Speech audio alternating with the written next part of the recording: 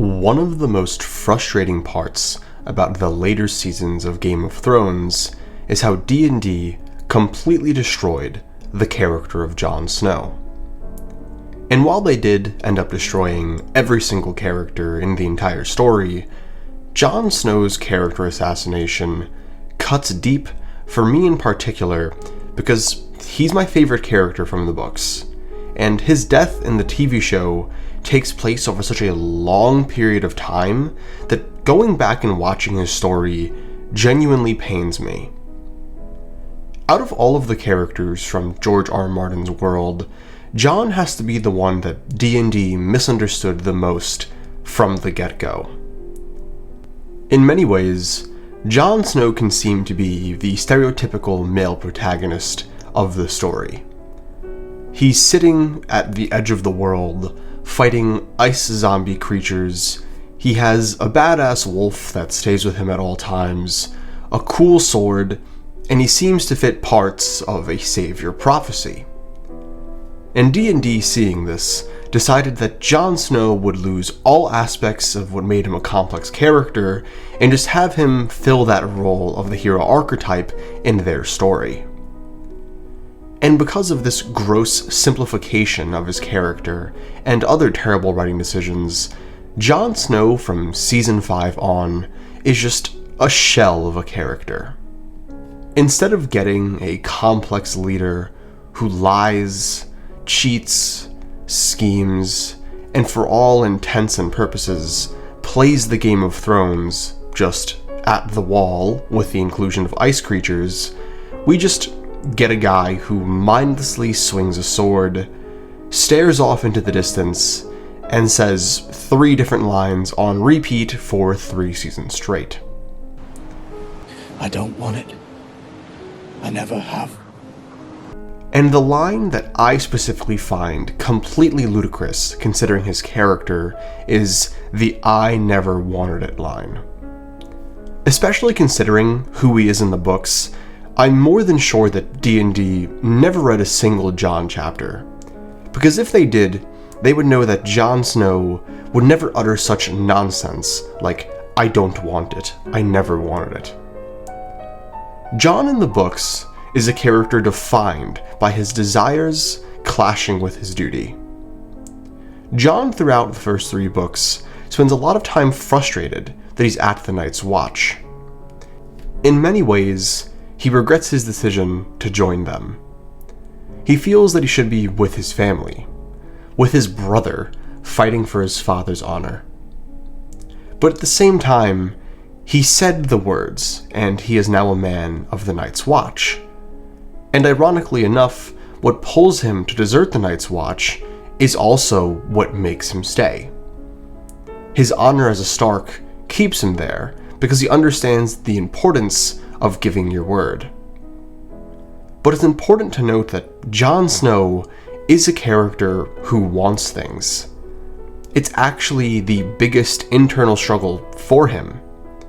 He wants it all, but knows he can never have it, because the sacrifice would be too great. In Jon Snow's final chapter in Book 3, A Storm of Swords, Stannis Baratheon offers to legitimize Jon and make him the Lord of Winterfell. And while in the TV show he swiftly declines the offer, in the books he is far more conflicted. He thinks that while Theon left Winterfell burned and broken, he could be the one to restore it. That surely his father would have wanted that, and Robb as well. That they would have never wanted the castle left in ruins. He contemplates taking the wildling Princess Val as his wife, that he could have a son and name him Robb. And after contemplating this, and dreaming of Winterfell for 3 books straight, Jon has this to say: Ygritte wanted me to be a wildling. Stannis wants me to be the Lord of Winterfell. But what do I want? He wanted it. Jon knew then. He wanted it as much as he had ever wanted anything. I have always wanted it, he thought guiltily. May the gods forgive me. It was a hunger inside him, sharp as a dragonglass blade. A hunger, he could feel it. It was food he needed, prey. A red deer that stank of fear, or a great elk, proud and defiant. He needed to kill, and fill his belly with fresh meat and hot dark blood. His mouth began to water with the thought. And with this quote alone, I'm genuinely not sure how D&D could come to the conclusion that Jon Snow was a character without desire. George R. R. Martin is not a subtle writer. Sure, he's very detail-oriented, but he's not subtle. When he wants you to notice something, he will show you, in many different ways, over and over again. And when it comes to the character of Jon, I would argue no character better demonstrates Martin's reason for writing in the first place, that being the human heart in conflict with itself, better than Jon Snow. Jon is a character that is constantly torn in every which way imaginable. Throughout Book 1, he's torn between his old way of living at Winterfell and his new life at the Wall, constantly thinking and acting like he's better than everyone and not having a true understanding of the situation that he now finds himself in. Throughout Book 2, he spends his time in conflict regarding the death of Ned and wanting to join his brother Robb and fight. He often thinks how even though he isn't a Stark by name, Ned was his father, which prompts him to state, for the rest of his life, however long that may be, he would be condemned as an outsider. The silent man standing in the shadows, who dares not speak his true name. Wherever he might go throughout the Seven Kingdoms, he would need to live a lie. But it made no matter, so long as he lived long enough to take his place by his brother's side and help avenge his father. Then, in Book 3, he goes beyond the Wall and lives like a wildling. He falls in love with Ygritte, breaks bread with Tormund and Mance Rayder, fights alongside them, and before he knew it, actually in part becomes one of them.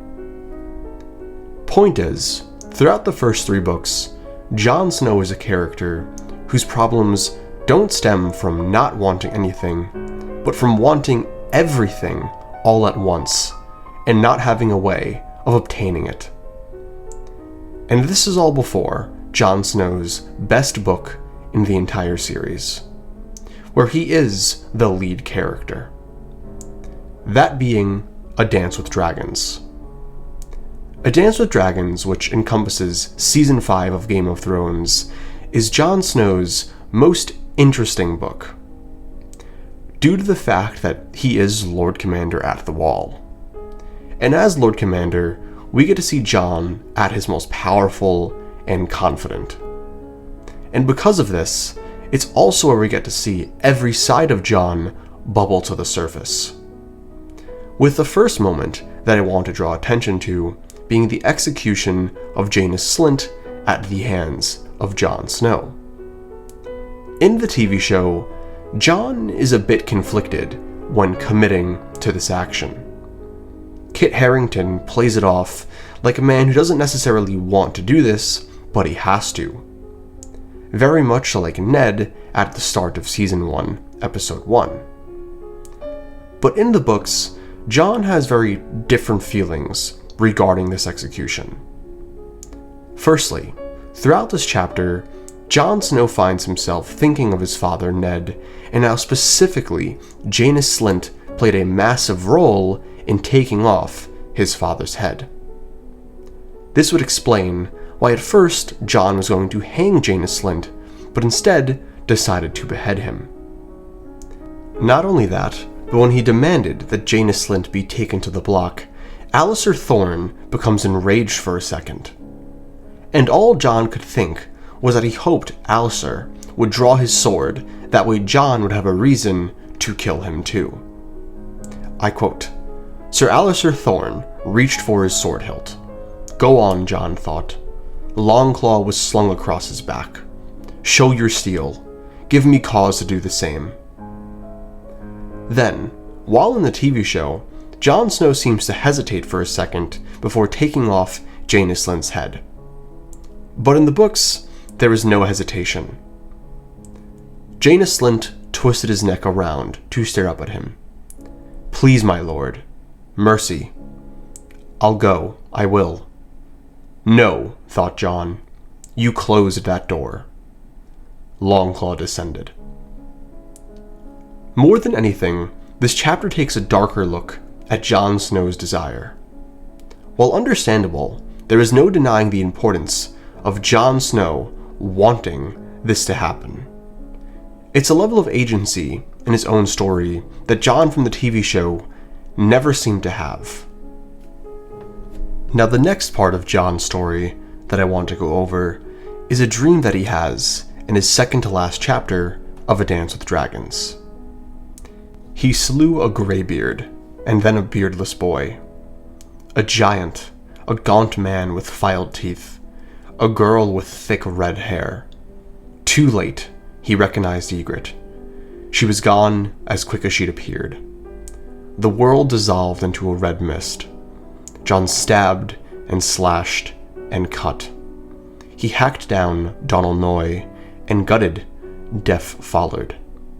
Qhorin Halfhand stumbled to his knees, trying in vain to staunch the flow of blood from his neck. "I am the Lord of Winterfell," Jon screamed.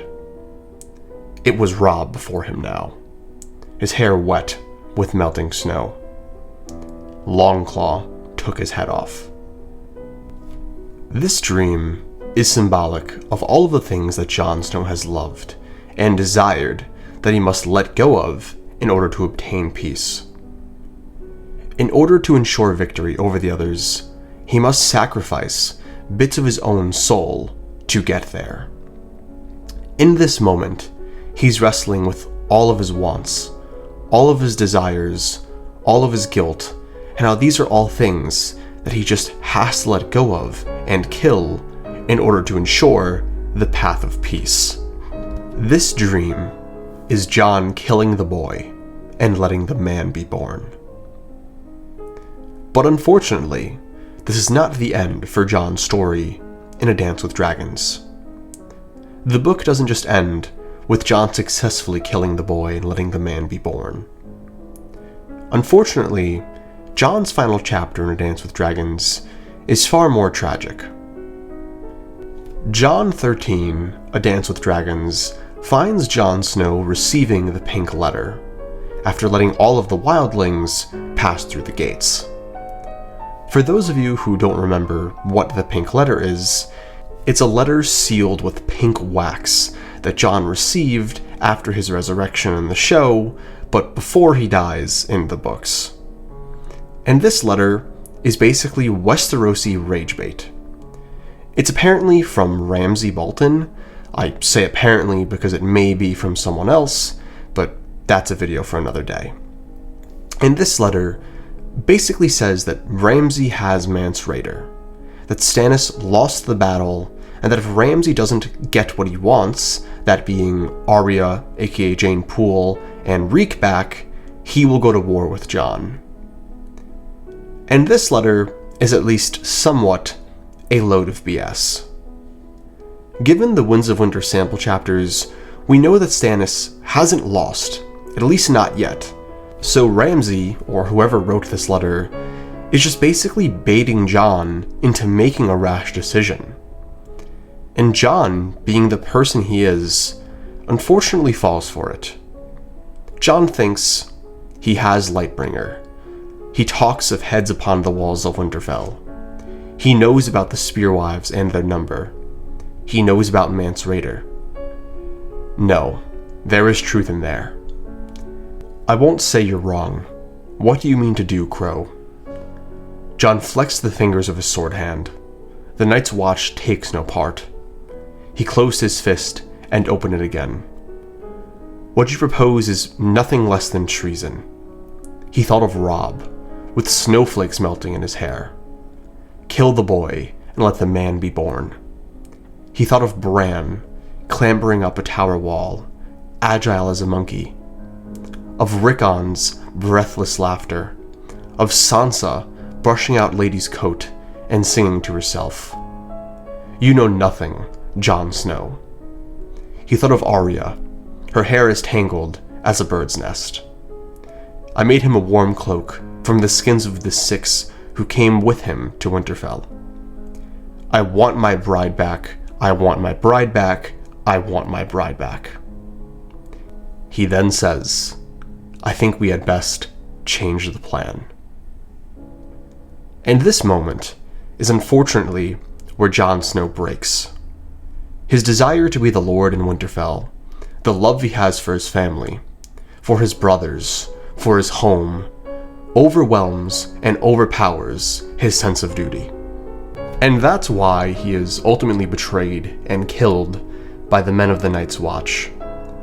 Because after 4 books of denying it, he finally folded and let his desire for his family break his responsibility to the Night's Watch. In the end, what gets Jon killed isn't the fact that he never wanted it, but that deep down, buried under layers of snow, he always wanted it.